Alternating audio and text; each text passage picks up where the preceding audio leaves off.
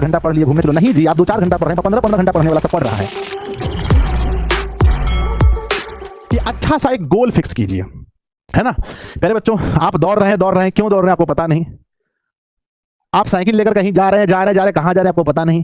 तो पहले गोल फिक्स कीजिए। हर स्टूडेंट को मैं कहूंगा इस वीडियो को देखने के बाद जितना आपके अंदर एनर्जी हो, जितनी आपकी शक्ति हो, आप वो फिक्स कीजिए। और बच्चों कहा जाता है कि जितना बड़ा आप सोचते हैं उतना बड़ा आप मेहनत करते हैं।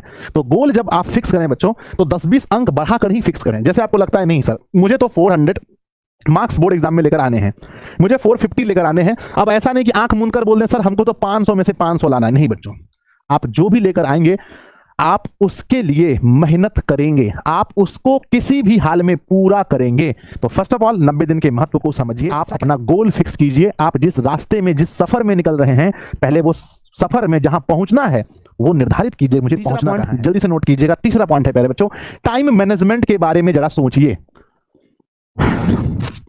आप हर स्टूडेंट को 24 आवर्स मिले हैं, हर बच्चे को 24 घंटा मिला है। इसी में कोई बच्चा 10 घंटा पढ़ पा रहा है, कोई बच्चा 3 घंटा भी नहीं पढ़ पा रहा है, कोई बच्चा इसी में 15 घंटा पढ़ पा रहा है, कोई बच्चा बच्चों किताब भी नहीं खोल पा रहा है।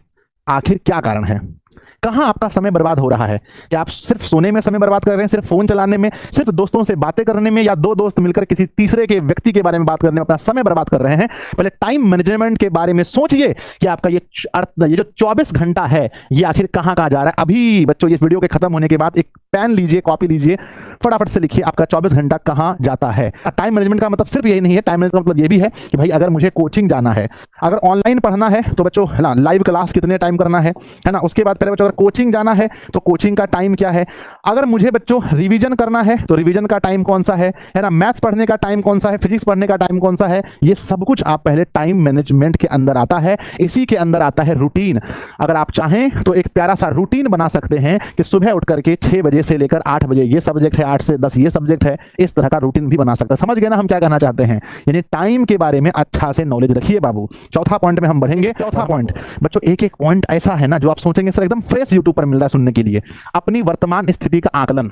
इसके लिए कोई भी पुराना साल का क्वेश्चन बैंक, यानी कि जो बच्चों पुराने साल का पेपर लेकर आइए बच्चों, प्रश्न पत्र है ना, प्रश्न पत्र निकालिए पुराने साल का। कोई भी कंपनी का क्वेश्चन बैंक लीजिएगा तो वहां का 2021 का, 2022 का, 2023 का कोई भी पेपर लगा करके आप देख लीजिए तो आपको पता चल जाएगा कि आप अभी वर्तमान स्थिति में आपकी तैयारी कितनी % है। 60% है, 70% है, 80% है। बच्चों मान लीजिए कि आपको 450 नंबर लाना है तो पहले आपको पता तो होना चाहिए कि अभी आप किस लेवल पर हैं। 0 से हैं तो 450 तक लाने के लिए शायद संभव भी ना हो। आप अभी 100 में हैं तो इसके लिए कितना मेहनत करना पड़ेगा। अभी आप 300 के आसपास हैं तो इसके लिए कितना मेहनत करना पड़ेगा। 400 के आसपास है तो थोड़ा कम मेहनत करना पड़ेगा। तो स्थिति जानना बहुत ही जरूरी है, चाहे आप कितने कमजोर और कितने ही तेज विद्यार्थी क्यों ना। पांचवा पॉइंट है अपनी कमजोरी पहचाने, है ना। हर बच्चे को कमजोरी पता होता है, अपनी कमजोरी कोई किसी से नहीं बोलता है।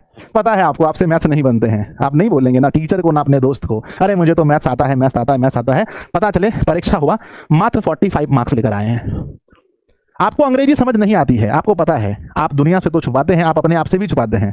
आप अपने आप को कहते हैं अरे मतलब हो जाएगा, परीक्षा से 10 दिन पहले पढ़ लेंगे। नहीं होता है बाबू, परीक्षा से 10 दिन पहले तैयारी नहीं होता है, आपको अभी से लगकर करना पड़ेगा।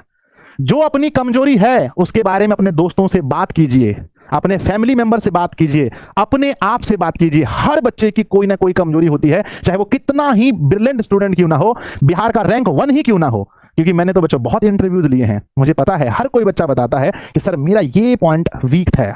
तो अपनी कमजोरी को बच्चों है ना, अपनी कमजोरी को पता कीजिए और उस पर बच्चों ध्यान दीजिए। मैं देखता हूं अगर किसी बच्चे का मैथ्स अच्छा है तो वो मैथ्स ही पढ़ता जा रहा है, केमिस्ट्री से डर लगता है, केमिस्ट्री छुएगा भी नहीं।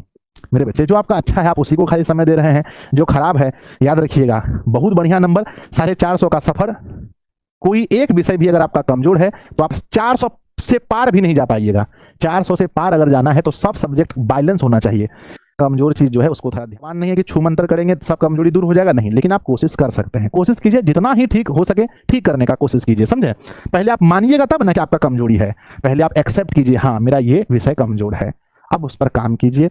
बच्चों अगर कोई दूसरा बच्चे को समझ में आ रहा है तो आपको भी समझ में आएगा। उसको 5 मिनट में समझ में आ रहा है, हो सकता है आपको 20 मिनट में समझ में आए, लेकिन समझ में आएगा।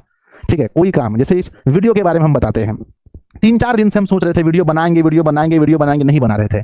एक बार हिम्मत करके उठे और बोले आज वीडियो बनाएंगे। देखिए वीडियो बन रहा है। तो कहने का मतलब है कि सिर्फ सोचने से काम हो जाता तो व्यक्ति बैठे बैठे सोए सोए सोच लेता, नहीं, उसके लिए उठना पड़ता है। तो उठिए, आप लोग इस वीडियो को देखने के बाद उठिए और पढ़ने के लिए भिड़िए बच्चों, समझे कि नहीं, और इस शरीर को खटाइए, लास्ट में पहचान आपका होने वाला है, समझे।